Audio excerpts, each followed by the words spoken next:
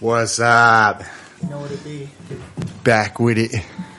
Always. Smacking it. Yeah, the sector on the scene. What's up, y'all? What's up? What's up, Em? What's up, Lo? You know, another week down. Oh, yeah. Thanksgiving week here. Coming to you live from the Hive. Straight up. Happy Thanksgiving, y'all. Oh, yeah. Hope y'all are having a good time with the family. Yeah, for real. A lot to be thankful for sure. Yeah. We'll get more into that. Right. But, yeah, man. It's been another one down. Another busy week, for sure. Yeah, for real. It doesn't stop. It doesn't get slower. It's faster. It gets faster, yeah. That's called the ride of life. Oh, yeah. The roller coaster. Straight up. Ups and downs, and twists and turns all around. Fucking wild. It's like a, what is that? That one at the Eliges? The Boomerang, Mind Eraser. The Mind Eraser. That's the one I'm thinking of. The Mind Eraser. Yeah, that's the one. Twirling upside down. Yeah, that's the one. That's the roller coaster of life. It's like the Mind Eraser. Oh, yeah, I can see that. Straight up. You erase your mind. You're forgetting shit. If you're not aware of the Mind Eraser, you should become aware now. Yeah, right. Just check it out. Summertime, of course. You know. I love that one though. Honestly, it's heavy. Like after that, I usually try to say that one for last because after that one, like I get all like super nauseous and really, yeah. It's been a minute since I've been to Eliges, bro. Did you go this last summer or what? I should have. I mean, I feel like I wasted my season pass, but yeah. You bought a season pass and didn't go? Maybe. Dang. He's like, maybe. Don't worry about me. But I mean, honestly, it's still in season. I'm planning on going to the Christmas stuff because they have it open for like really? It's called Luminova, I believe. Huh. Yeah. So what do? They still do the roller coasters and. I think they might. I'm not sure about that. I think it's more just like they kind of do like a light show. Like they set up a bunch of like Christmas lights and stuff, and all the food and stuff's open. And I think they do something else and like set it up differently. Okay. I would assume some rides will still be open, but yeah, right. Depending on the weather and stuff. Yeah, for sure. Right. Yeah. But yeah, man, it's hard to find time. I wish I would. No, yeah. You know, like I wanted to so bad. I like just chilling over there, like at the water park and get a little drink. That's one of my favorite spots, the water park. Yeah. That one where it's like you're on the ship, the dragon or whatever. Oh yeah. You're like, oh yeah. And then there's the other one where you're like walking on a bridge or some shit, and then like there's a ride right next to it, and it smashes into the water, and freaking you're getting splashed all crazy. You're like, yeah. And don't they have like tubing too? Yeah, on the other side, yeah, it's pretty wild. Yeah, that one's tight too. I love like when it hits that water, and it's yeah, that shit's tight as fuck, bro. Yeah, people on the bridge too, all drenched. Yeah, I used to love that. I swear, I haven't been there since teenage years. I think the last time I went was with like Ronald and his whole family back in the West Side, freaking when we lived over there at that old spot across from West. It's a minute ago. Yeah. Like with Tanya and them. Yeah, we're like back in Peeper days, bro. Peeper and Tanya. That's a long time ago. That's what I'm saying, bro. That was a minute ago. That's the last time I really remember was going with them. That's crazy. Yeah, a long time ago. So yeah, I'm gonna have to get back out there. Have they got any new rides yet? I mean, not really, because they got rid of that like one that was like the giant like almost like taco shell, and then like you like went up and stuff. Oh, actually, I think they did replace that pipe? with a new one. Yeah, it's just different. It's more like a bowl, but you still like there's a huge drop and it's different. But it's good. I like it. I like that one. It's pretty cool.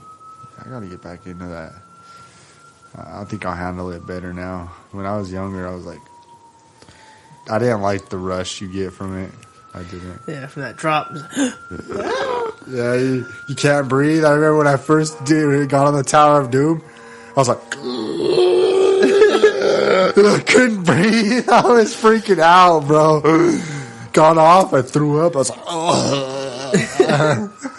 It'd be like that sometimes. Yeah, the Tower of Doom, man. The Tower of Doom was wild.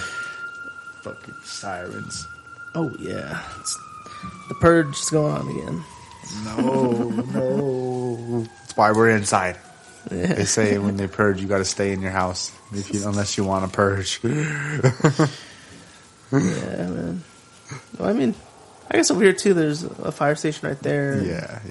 There's probably a few hospitals around, huh? Yeah, I think so. I'm not too sure where.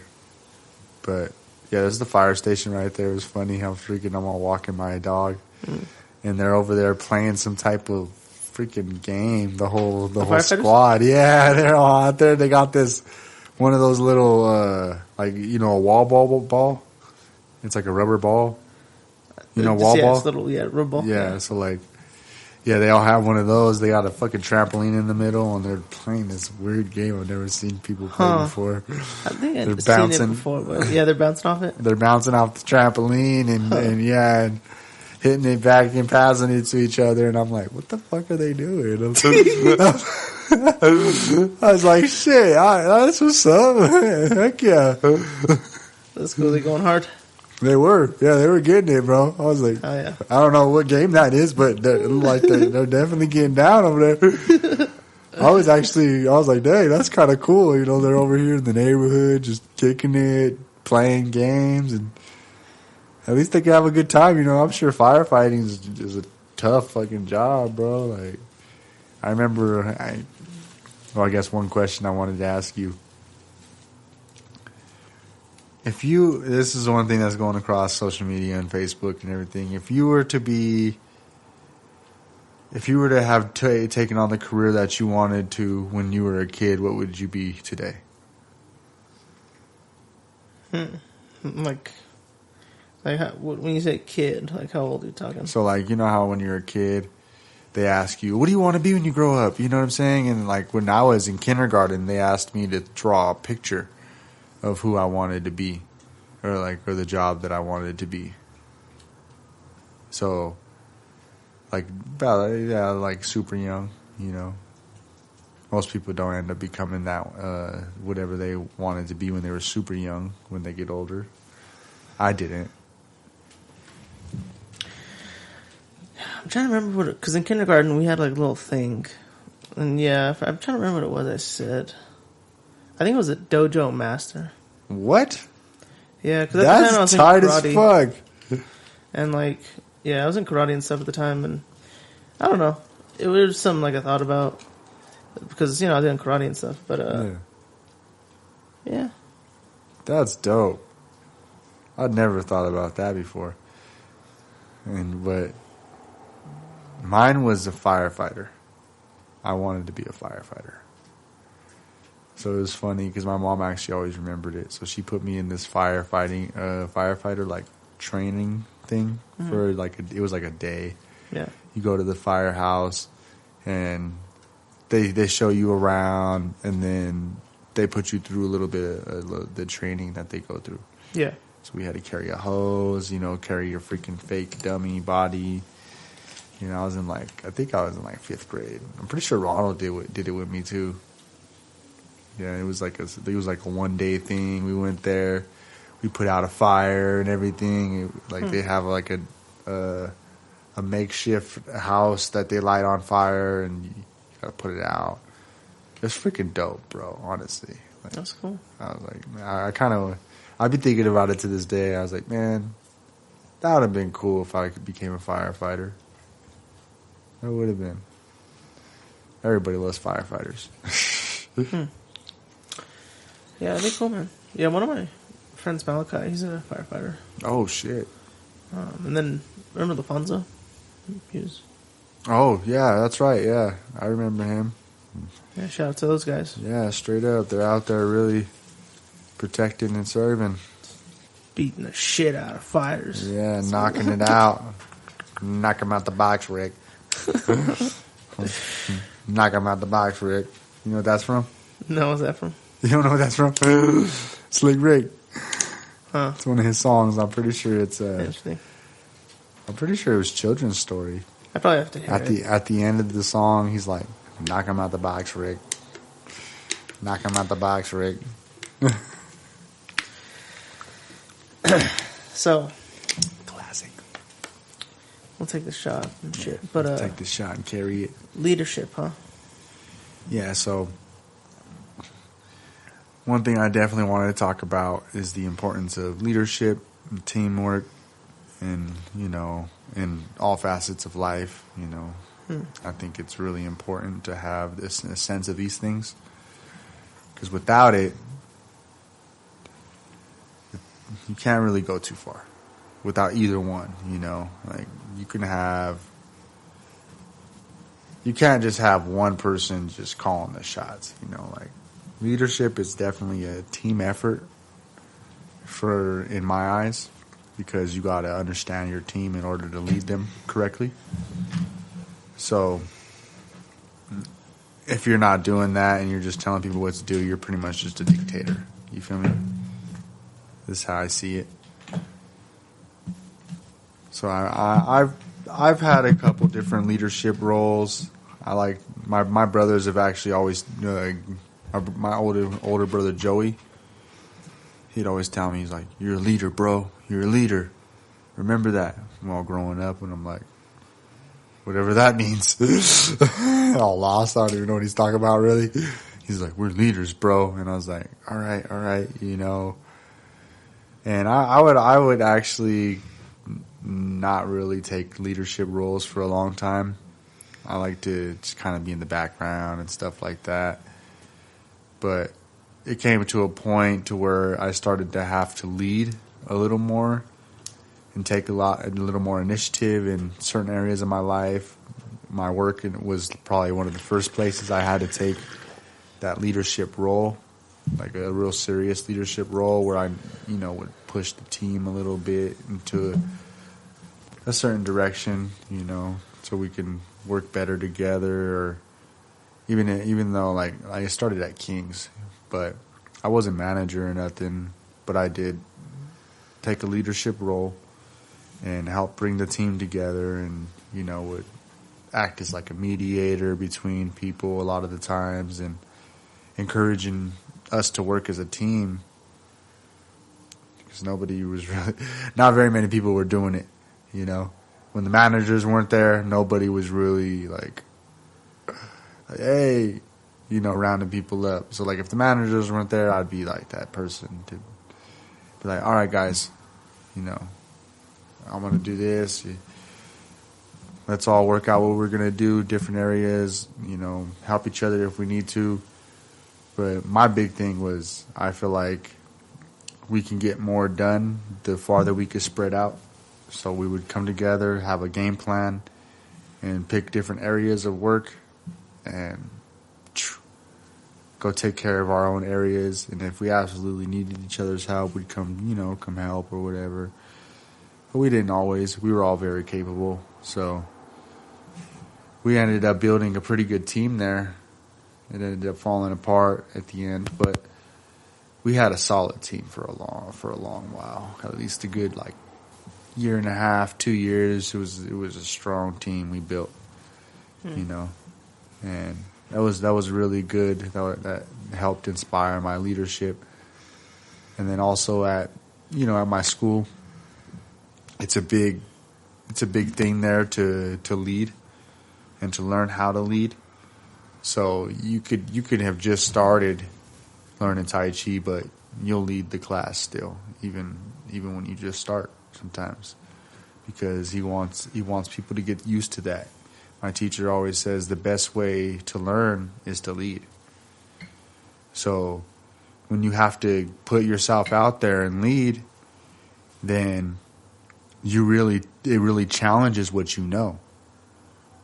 And when you're leading, and you have to learn how to get your message across to these different types of people so you can lead them properly, it teaches you different ways of looking at the information that you already know.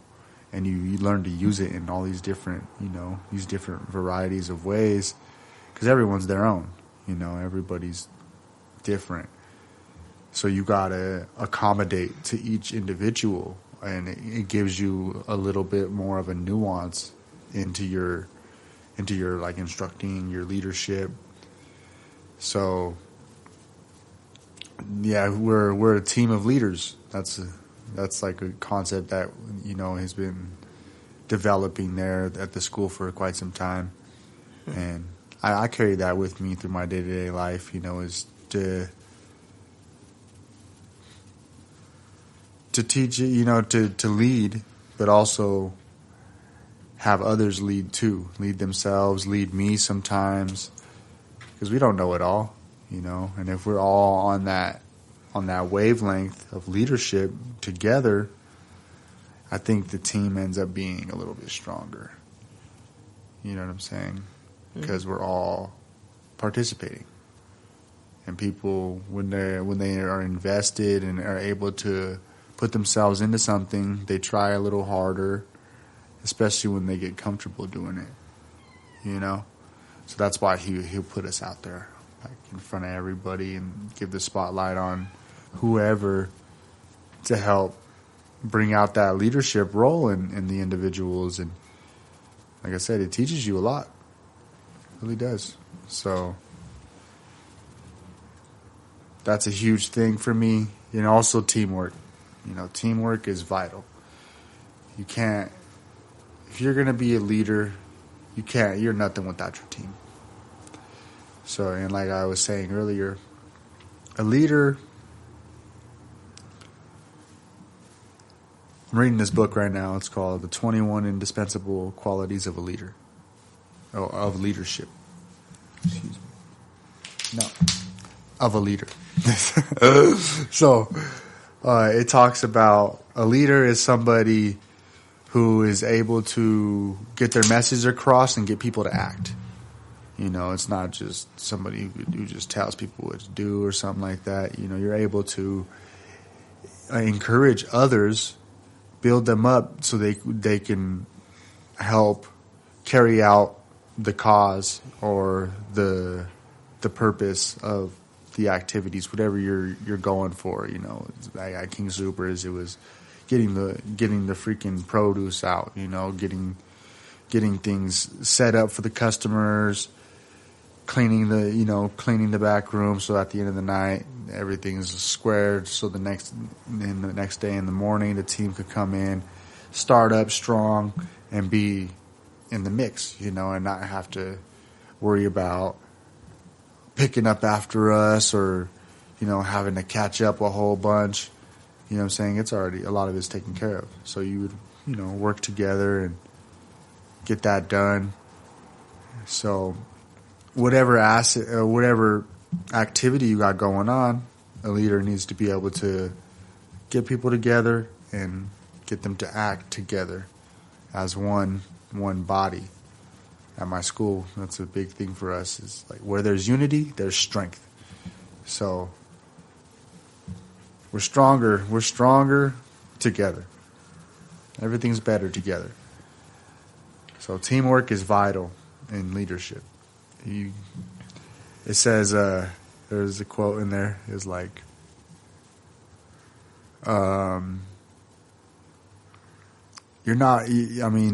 a leader is going to have people following him. Like if you're just leading and there's nobody walking with you, then you're just taking a walk. Yeah, definitely, man.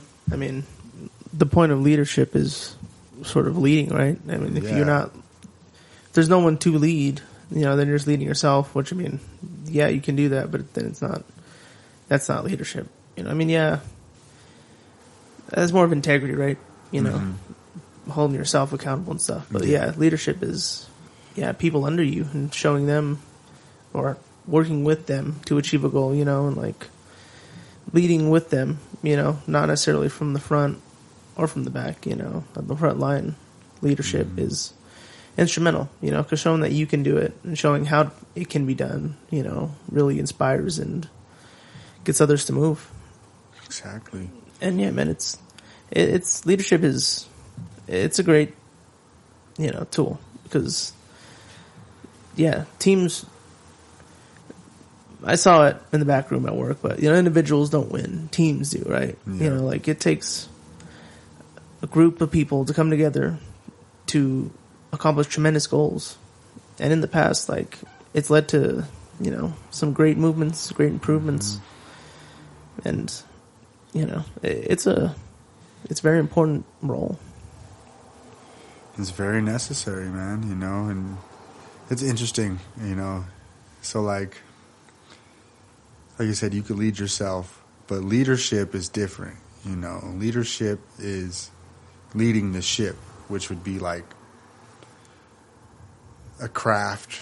You know, a ship is a craft. A leader is an individual, but he leads the craft, which would have other individuals on it normally. You know, like a crew at sea. You know, they have a whole team. They have a whole crew, and the captain of that ship directs the whole thing. You know, he's the orchestrator, the maestro. You know, the guy behind the scenes, pulling it all together and making things work. You know, like, all right, we're gonna do this. We're gonna need you to do this. Or sometimes it'll be asking the people where they feel like they can help the most. You know, and because you definitely want to have people's input. Yeah, you can't just be. I don't believe in just dictating. I don't think that's leadership so much. And, you know, no one's a psychic, right? And, you know, it is good to understand people's strengths. And it starts with, building that relationship by asking them, you know, like, you know, getting to know them. And, once you know their strengths, then you can put them where they need to be. And you can position your, for lack of a better word, troops where they need to be so you can achieve your goals, you know. And, like, you know, it is good to spread people out to, you know, move on all fronts to try and get things, you know, done, you know, more in a more spread out manner rather than just focusing on one area, which in another way can be good too. If you have a lot of people in one area, then you can storm through that and move on to the next and continue to do that. It depends on the task, you know, how big the task really is. If it's a big one task, then you might need a couple people on it. But if it's one thing that one person could just take care of, you don't need two people standing on top of each other or one person sitting there supervising while the other person's doing all the work. You know, or I like to spread it out, you know, in certain aspects because, like I said, it's like you're working on top of each other and you start once your work is overlapping and you're like, you kind of get in each other's way more.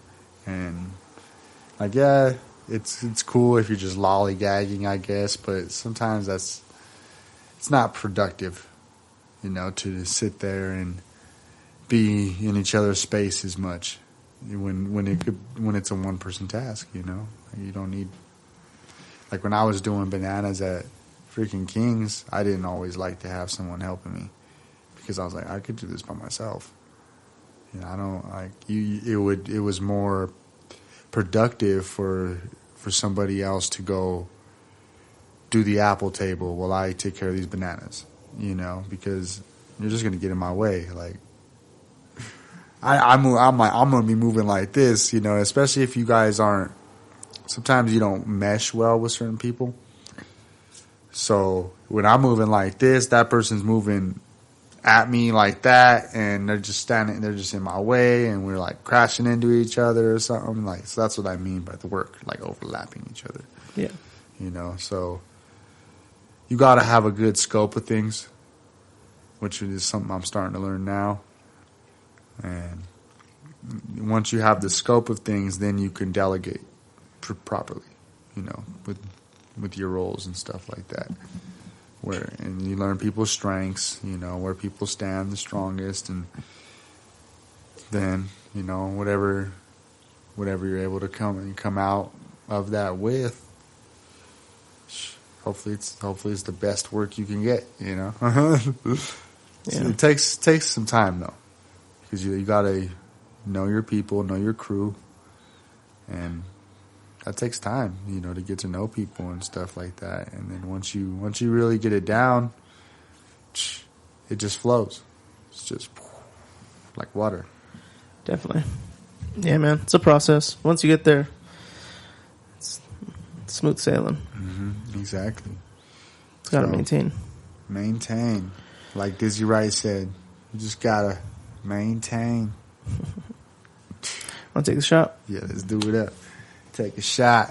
And I think we should read the dictionary definition for leadership. Let's do it. I was thinking about that. To leadership. To leadership. True leadership. And if you have any comments on leadership, let us know in the comments below. You know, your unique perspectives or anything you might want to add we might have missed or not covered. Yeah, what is leadership to you? There's definitely a difference between a boss and a leader. Exactly. So, it's a good book too. I very much recommend it. The 21 Indispensable Qualities of a Leader by John Maxwell. Alicia was right. So like, Alicia met that guy. I guess she has one of his books. She was telling me about it because I brought up the book I was reading. She was like, "Is it John Maxwell?" And I was like, "I think so." I kind of forget. I didn't really. I don't know. But through her mentors, I guess she met that guy and he signed her book or something like that. That's it. Shout out Alicia. Thanks again for joining us for that 3 year.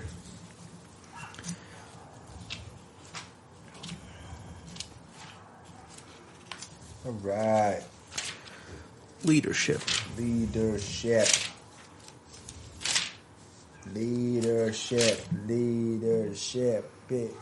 It is right here.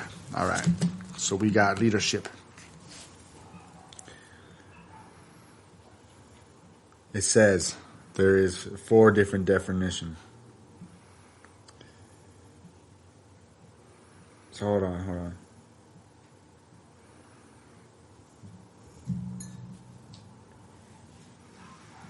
Let's read leader first. This one has like 10.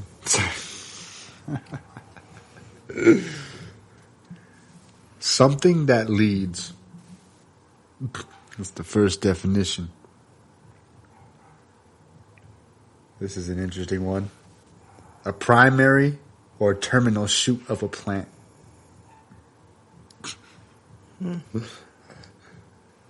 That's definition 1A. This is definition 1B. Tendon. Sinew. What do you think that means? Like tendon. Like sinew. That's like meat.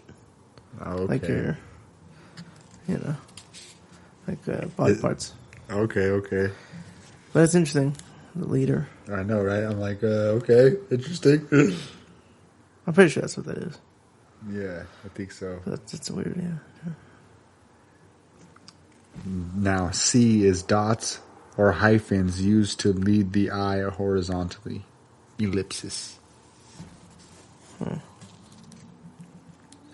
Interesting. Now, 2.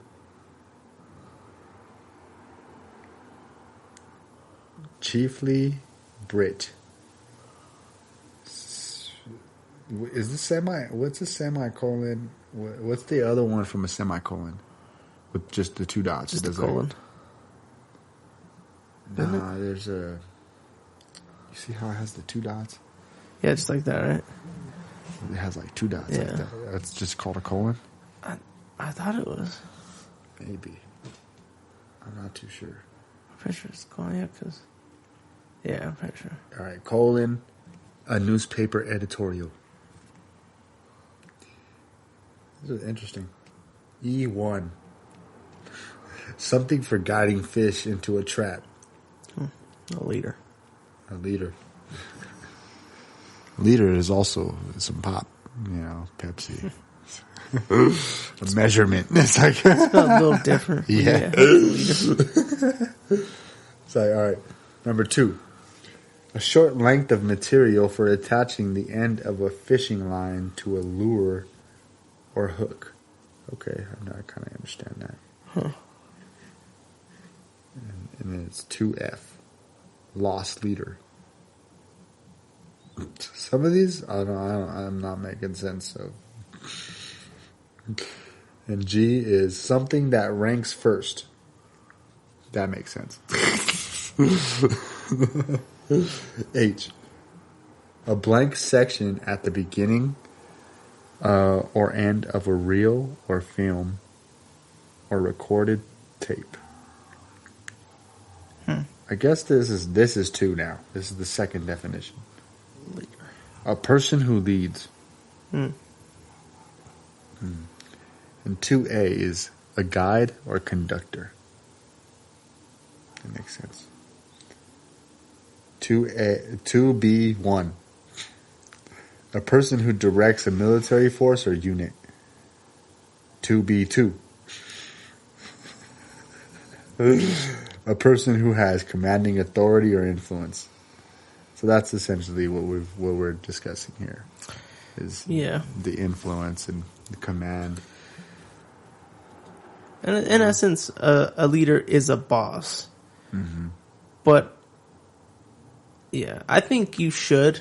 Obviously, I think bosses should have leadership qualities. I don't think, in my opinion, depending on the job, right? But I mean, I think in all instances, like, there should be leadership qualities in your boss. It shouldn't just be, a finger pointer yelling what to do and, no respect and no understanding of the individual that's working for you and their strengths and their, why are you even with this company, because it all plays a role, right? And I think if you can respect people and push them to achieve goals and, treat them like a human being, you can go a long way. Exactly.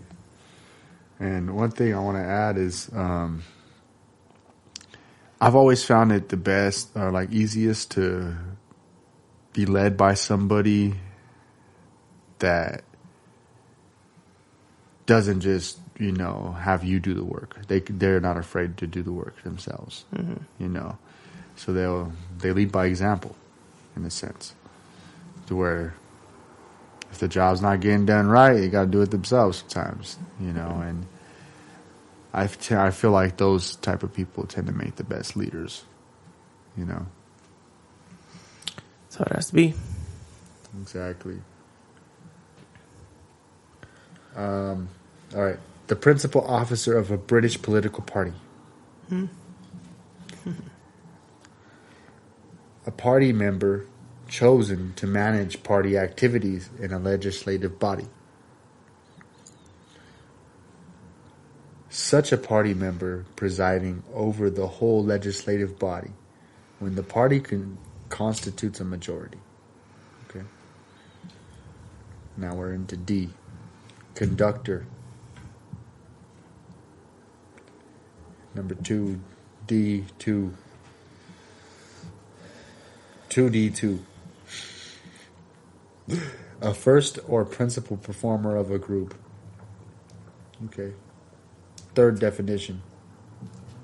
A horse placed in advance of the other horses of a team. The leader. All right, now let's get to leadership. So, the office or position of a leader. So pretty much their place, Number 2 is the capacity to lead. Nice. Number 3, the act or an instance of leading. And number 4 is just plain leaders. Leaders, no soda. Yeah, man. Leadership. Right? Leadership. It's pretty much just a position, essentially. No doubt. And I mean, not always the best people take the position.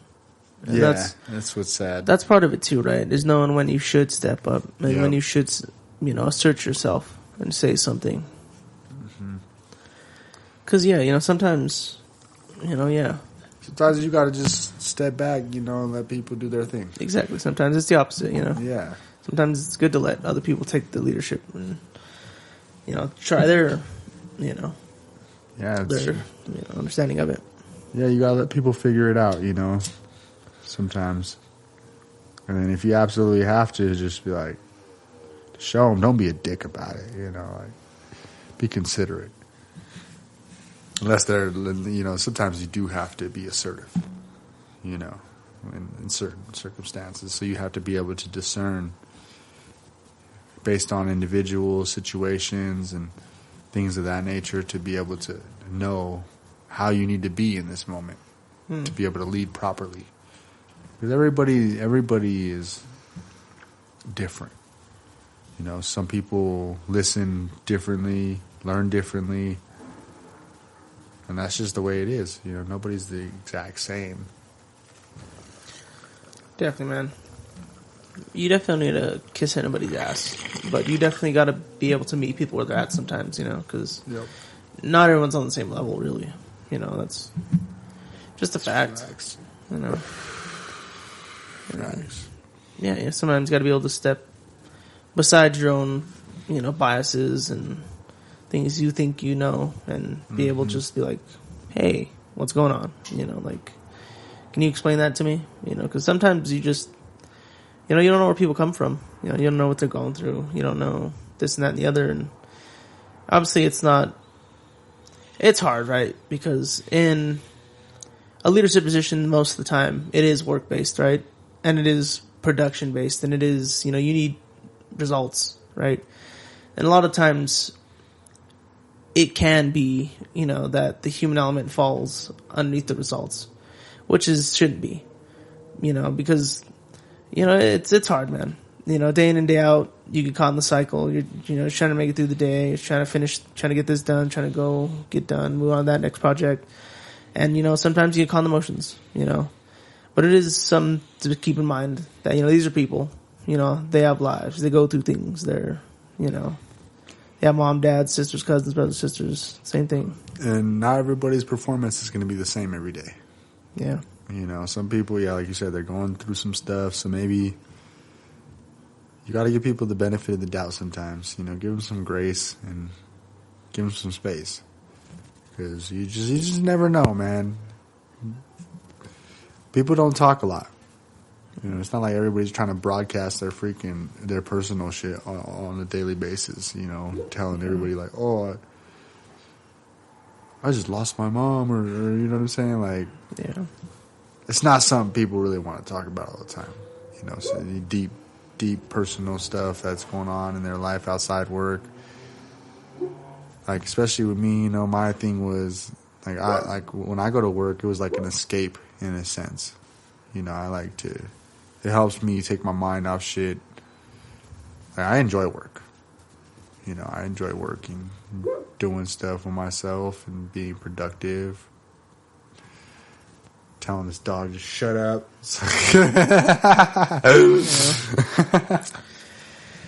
I agree though, man. Work is good, you know. Keeps you busy. Yep. You know, gets a good little workout in. Yeah, right. Yeah, it's good for the mind, you know. Gives you something to do, right? I mean, makes you feel like you have a purpose. You know, and then you really do, right? I mean, you do make a difference. Like, if you think about it in the minute ways, like, you know, I mean, like for you, obviously you're cleaning up, you know, a chemical that's around, you know, and it's doing a service to, you know, potentially cancerous things, you know. Yeah. And like, you know, everything plays a role, you know, like no matter what, like you're doing something that makes a difference, you know. It may not be like, you know, you're ending world hunger, you just saved 10 burning houses and all the families, like, you know, it's not superhero stuff, you know, but it's not realistically, yet. You know, it's just the warm up. Right? Yeah, I'm getting there. Give me some time. Yeah, like it's something, you know, it has an effect, you know, it's to the world, you know, it's making a difference. You know, it's just living, you know, doing our lives, going through a traffic stop, not crashing into somebody, you know, that changes the world, you know, it's, yeah, right. It's what could have been isn't, you know, because our world lines led a different way, you know, than what it could have been based off our actions. Yeah, so be mindful, you know. Yeah, that's key. You want to be mindful and considerate of others, and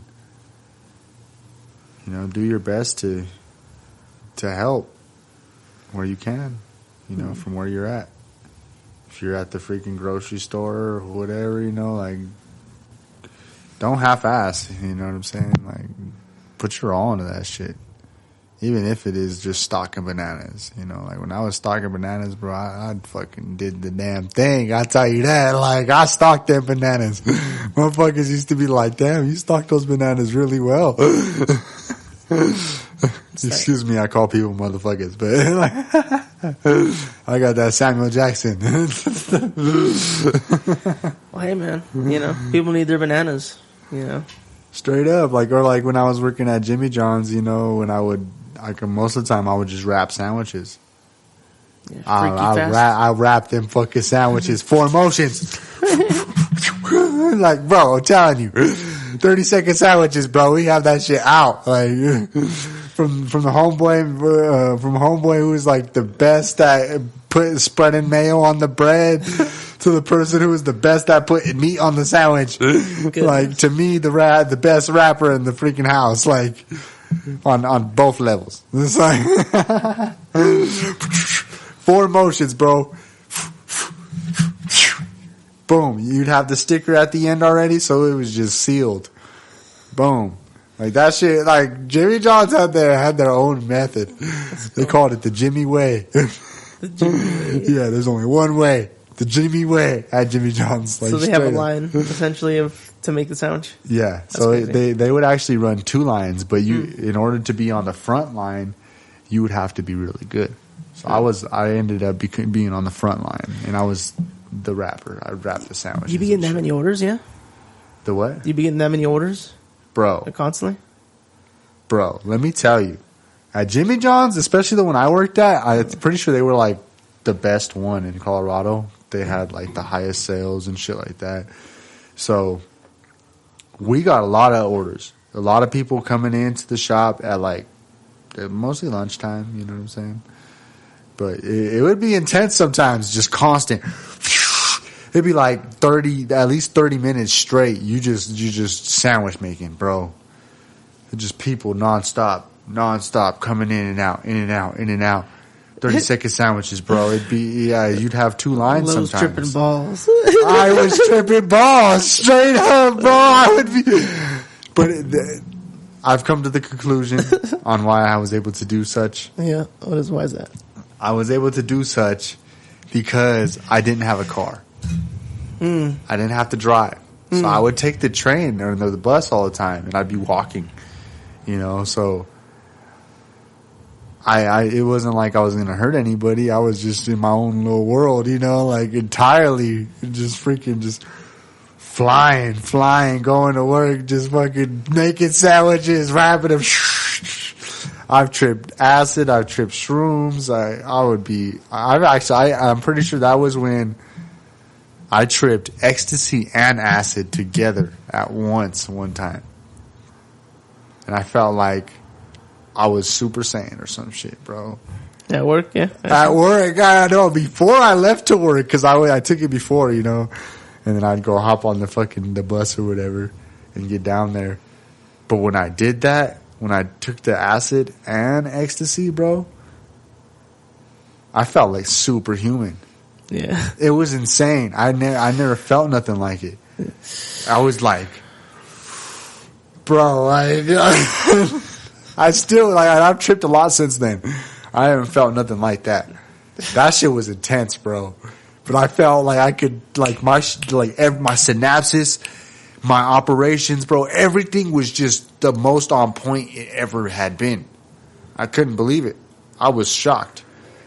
And I've had some crazy trips, But that shit blew my mind. Because the night before I'm pretty sure it was the night before I took ecstasy it was the first time. And it felt like I was just floating in like an ocean or some shit. That's how it felt. I was like, yeah, this is great.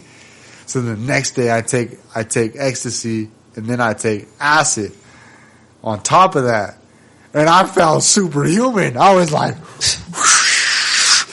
bro, I was making sandwiches there was no tomorrow. Straight up.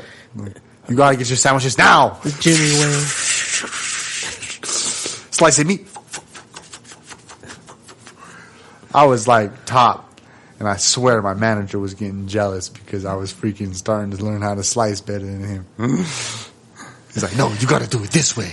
And I was going fast as fuck. He's like, no, you're not doing it right. I was like, what? I was like, what do you mean? He's like, you got to do it like this. He's like, if you're not going to do it how I want you to do it, then don't, and then you can leave. I was like, I bet.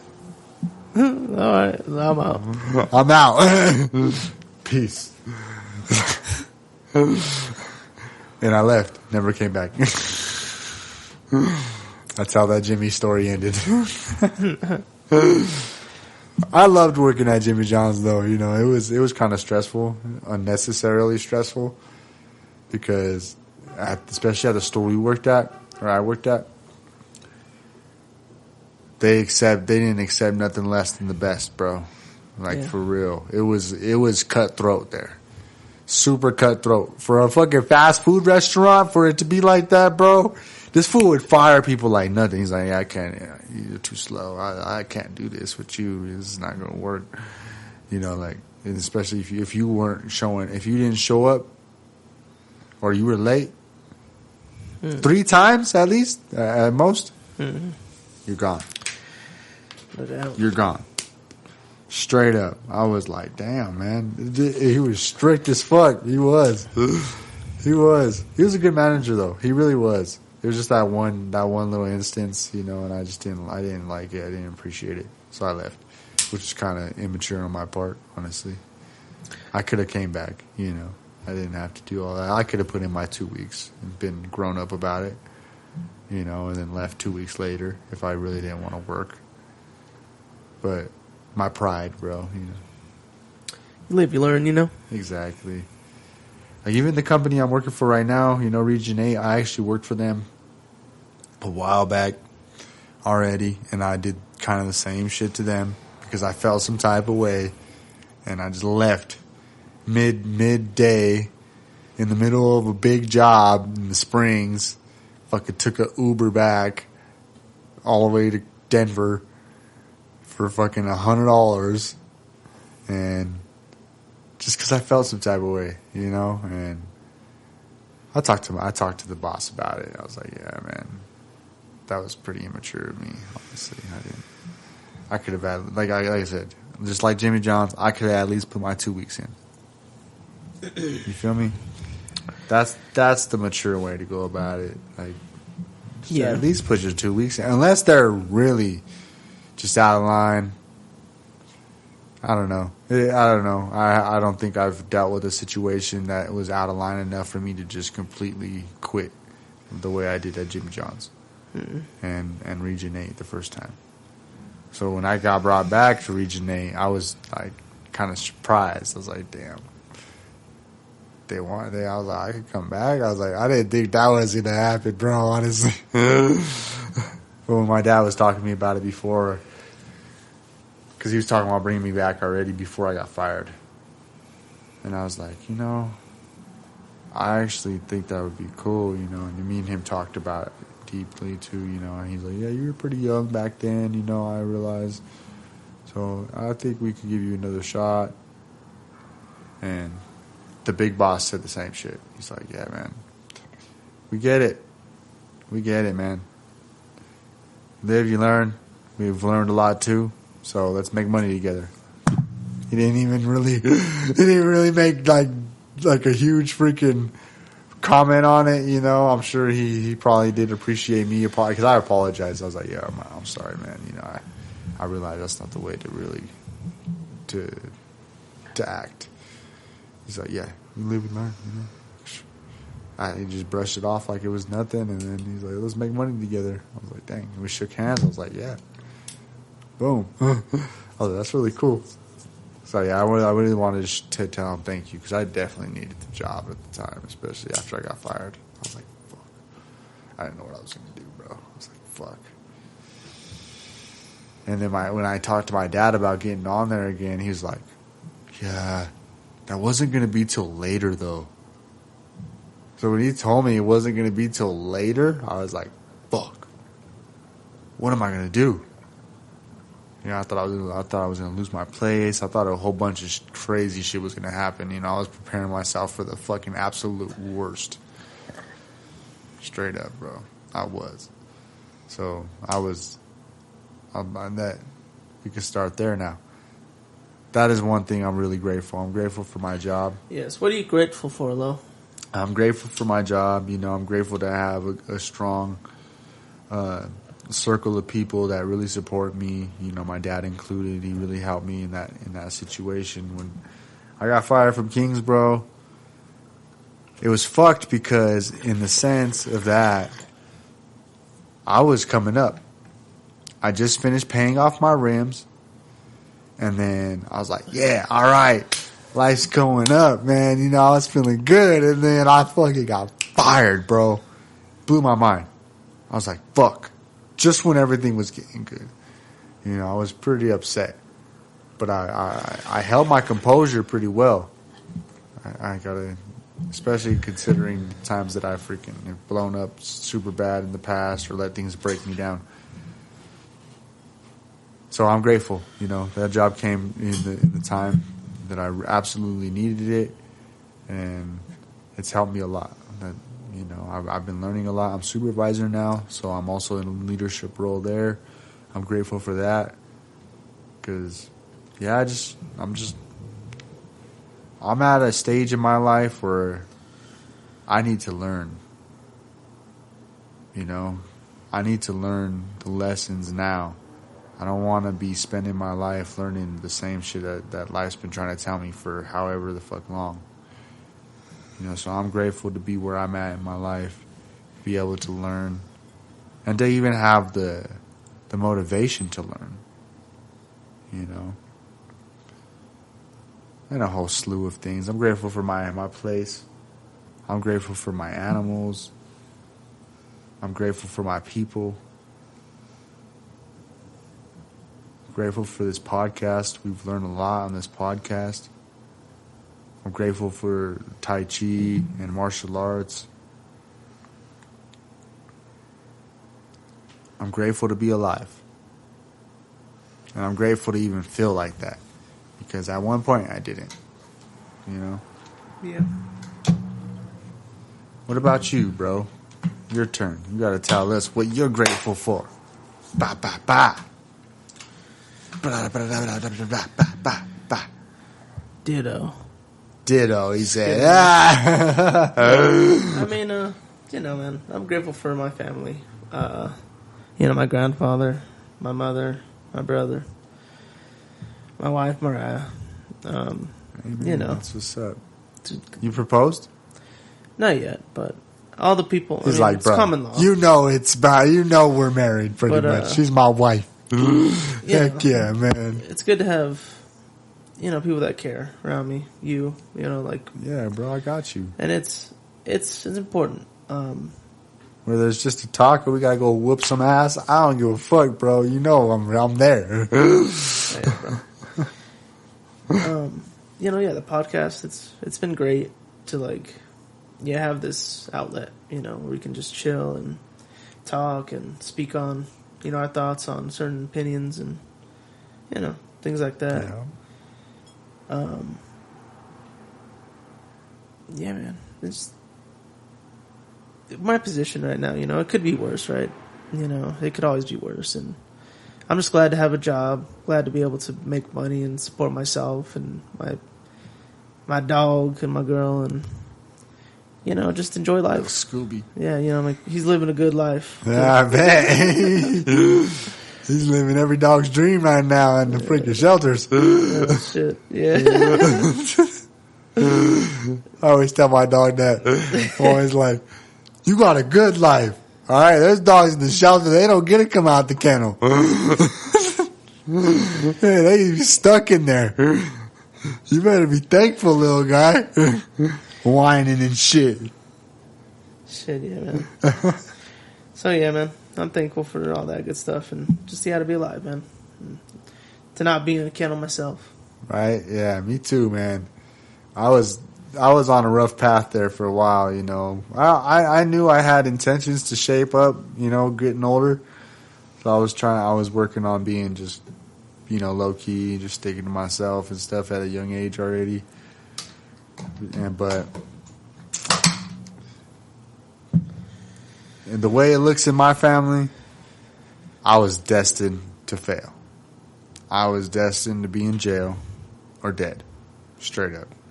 Honestly, at one point, I didn't know if I was going to make it to 18. I was like, shit, I just got to make it to 18, dude. I didn't know what I was going to do.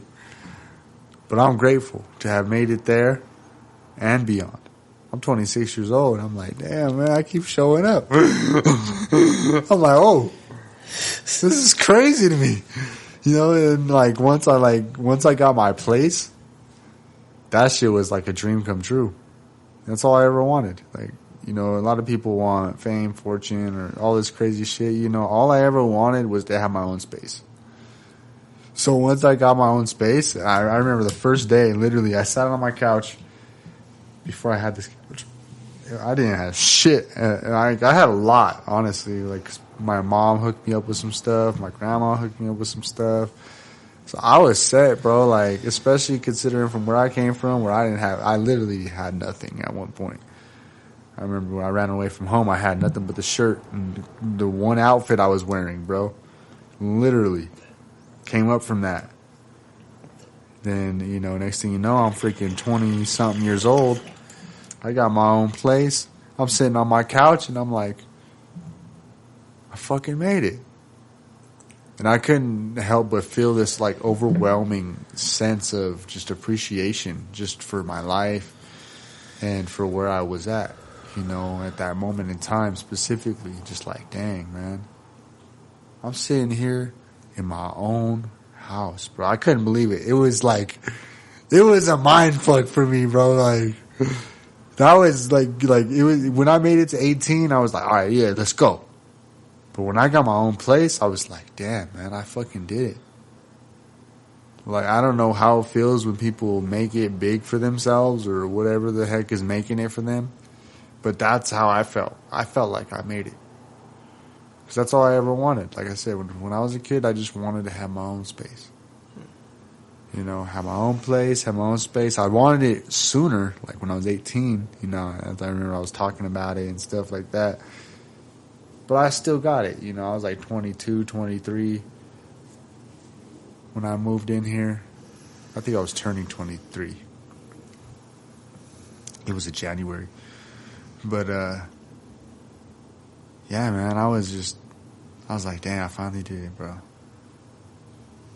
And it was a weird place for me to be in. I was like, what do I do from here? And I just started just experimenting, bro. From then on, I started experimenting. So that's another thing to be grateful for, is the experiences that have come my way, man. And have brought me all the way to this point right here. There were some freaking really tough ones. Of course, there always is, but yeah, man. It's not how hard you get knocked down, but it's how many times you get back up, Right. Because there's gonna be bumps in the road, man. There's gonna be, oh yeah, that might give you flat tires, setbacks, all that good stuff. It's gonna be hard. It doesn't get easier either. It gets harder. That's some people should know. I wish somebody would have told me that when I was much younger. I mean, there's a song I listen to that says it, but it's it's not like a negative way, but it's the more the more you become aware of, the more there is like it's a lot, a lot of plates to juggle. The older you get, and the more responsibility you have, it's I've heard maturity isn't age. Maturity is responsibility. Mm. The more responsible you become, the more mature you really are. Mm. That's why holding yourself accountable for things is very important. Because then, as long as you're taking full responsibility for where you're at and your position in life and the things that you got going on for yourself, you're doing it. Yeah. Like, I don't have kids right now, so my only obligation really is to my animals. As long as I take care of them and myself, my place, my car, I'm good. Those are my responsibilities, really. That's all I'm really obligated to. Yeah, I like to go out of my way for some people, and look out for, my people. That's just how I am. But I'm only responsible for that little bit, that I have. No doubt. And myself. I don't have kids, so I don't have no obligations there. I don't have a woman, no obligation there. No doubt, man. So. Sounds nice. But it's... No, it has its pros and cons, like everything else. It's all up, it benefits, there's give and take, right? Yeah, you just take what you have and make the best of it, that's what I have. I ain't gonna lie. The only thing I wish I had was like a woman. I do want kids at some point too, but at the same time, there's benefits to not having a woman, I have a lot of time on my hands, so that's why I have to do a lot. I do. I fucking train. I freaking work. I read. I write sometimes. We do this podcast. There's just I fill my schedule. Okay. They say idle hands are the devil's tools. So I know, especially in my family, man, if we have too much time on our hands, we just do whatever, do some, like go fuck around or something. Mm-hmm. I was pretty done with all that, by the time I was like 18. I used to kind of be a little reckless when I was younger. But once I realized I'm an adult now and I could get real charges. So I was like, yeah, I don't want that. I kind of chilled out with all the fucking extra shit. Yeah, man, it's all living and learning, right? And, everyone learns when they learn. It's everyone's experience is their own. Different strokes for different folks. Straight up, though. It's classic. Yeah. But yeah, that's life, right? Hopefully people, learn early, go through it young like us, and get it out of their system because, a lifetime of that can be hard, I always had this weird sense of things where I was like, okay, if I want to get in trouble, I got to do it before I turn 18. Because I don't get in as much trouble when I'm younger. Shit, if you know, you know. That was my perspective. So I was like, yeah. I always just understood it. Because I had older brothers, so I was like, I know when you're a kid, the charges aren't as bad. But when you're an adult, it's serious. I was like, yeah, I gotta do it. And if I'm gonna get in trouble, it's gotta be before 18. No doubt. And I mean, be wise. Yeah, exactly. Honestly, yeah. certain crimes, but Yeah, exactly, yeah. Live wisely. Yep, definitely. But on another note, let's just all be thankful. For real. Let's all going to Thanksgiving, enjoy our happy holidays and enjoy, being with family and friends and to be safe, love one another. Yeah. And yourselves. Oh yeah, love yourself, 100%. Straight up, 100%. Let's take the shot. Let's do that. It's to George. To George. Who's George? He's the fine gentleman who procured this bottle for us. Okay. He introduced the Zacote as well. Is that right? Yeah, he used to be a bartender and stuff, I guess, but yeah, he doesn't drink anymore, but he's a connoisseur. Interesting. Salud.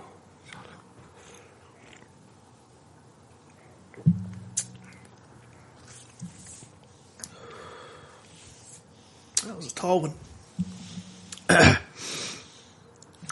But until next time, folks, Love each other. Love yourself. Yeah, do that. Peace.